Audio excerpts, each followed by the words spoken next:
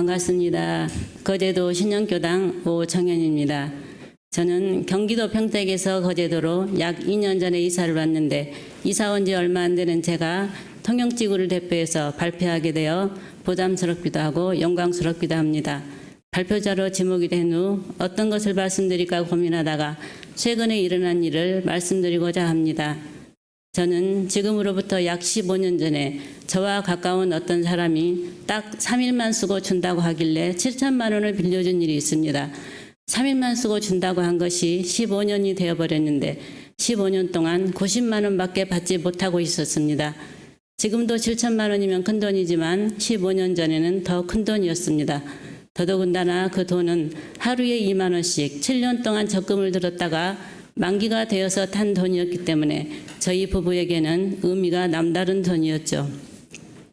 제가 온불교를 다니지 않았더라면 분명히 그 사람을 미워하고 원망했을 테지만 대종경 천도품 3장에서 원망심을 가지면 내 생에 악한 인연의 종자가 된다고 하셨고 천도품 28장에서는 누가 나에게 고통과 손해를 끼쳐주는 일이 있거든 그 사람을 속 깊이 원망하거나 미워하지 말고 과거의 빚을 갚은 것으로 알아 안심하며 그에 대항하지 말라고 하셨습니다.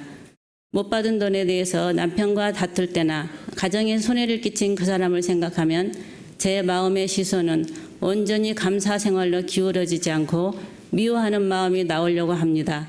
그럴 때마다 저는 이 본문을 떠올리면서 원망하는 마음이 나오지 않도록 조심하고 또 조심합니다.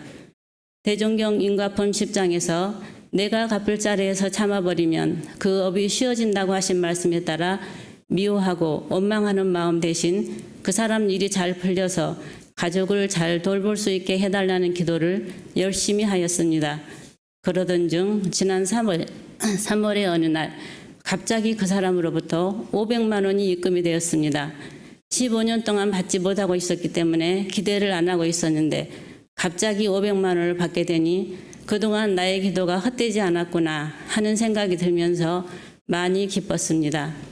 빌려준 돈을 받지 못하게 되니 그 사람과는 거리가 멀어졌고 그래서 간간히 들려온 제3자를 통해서 간간히 들려오는 소식에 의하면 그 사람은 15년 전에 조선소 사업이 크게 망하면서 약 50억 원의 빚을 지게 되었고 너무나 큰 돈이었기 때문에 지금까지도 제기를 못하고 있는 상태라고 하였습니다. 그래서 아직 학생인 자녀 2명을 기르면서 힘들게 사는데 누군가에게 빚을 갚는다는 것은 굉장히 어려운 일일 것입니다.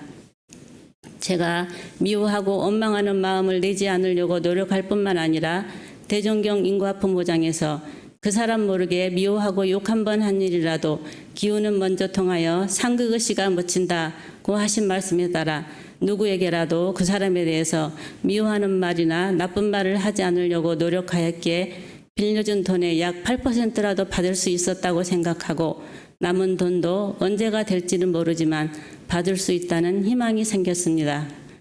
500만 원이 입금이 되었다는 것을 남편에게 말을 하였더니 그전에는 남편이 그 사람을 미워하는 마음이 100이었다면 80 정도로 줄어드는 것을 느꼈습니다. 500만 원을 받아서도 좋았지만 무엇보다도 제 남편 마음이 조금 누그러져서 정말 다행이었습니다.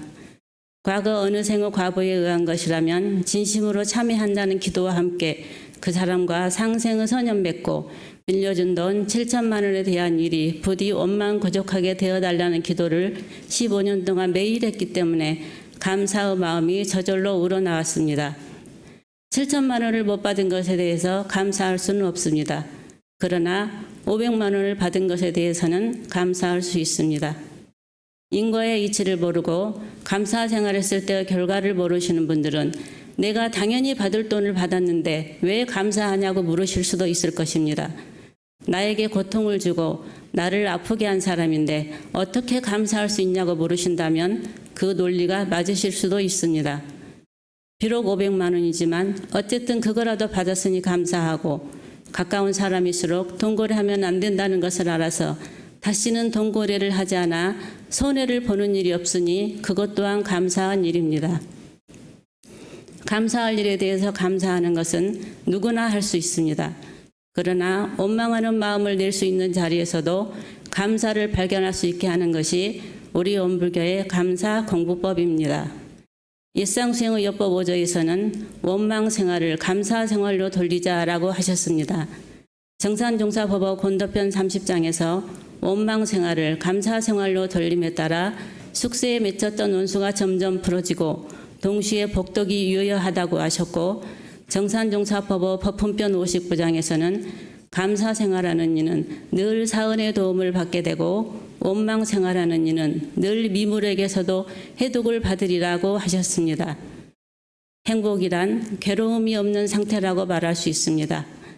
미워하는 마음을 갖고 있다면 제 마음이 얼마나 요란하고 괴로울까요? 그러나 저는 정말 다행스럽게도 온불교를 다니면서 원망과 감사에 대해서 세세하게 밝혀주신 법문을 만났습니다. 매주 법회 때마다 원망 생활을 감사 생활로 돌리자라고 일상수행의 요법을 암송하기도 합니다. 그래서 제 마음은 빌려준 돈을 다 받고 있지 못하고 있음에도 불구하고 그렇게 괴롭지 아니하고 편안하고 행복하니 이것이 바로 복덕이 유효한 것이 아니고 무엇이겠습니까? 나에게 주어진 가장 큰 자유는 어떤 마음을 가질 것인가, 어떤 선택을 할 것인가 라고 합니다. 그래서 저는 오늘도 온불교 교도로서 우리 온불교의 키포인트인 은혜와 감사를 생각하면서 못 받은 돈 6,410만 원에 대한 원망하는 마음 대신 받은 돈 590만 원에 대한 감사의 마음을 선택한다는 것을 말씀드리면서 이상으로 제 말씀을 모두 마치겠습니다. 지금까지 경청해 주셔서 감사합니다.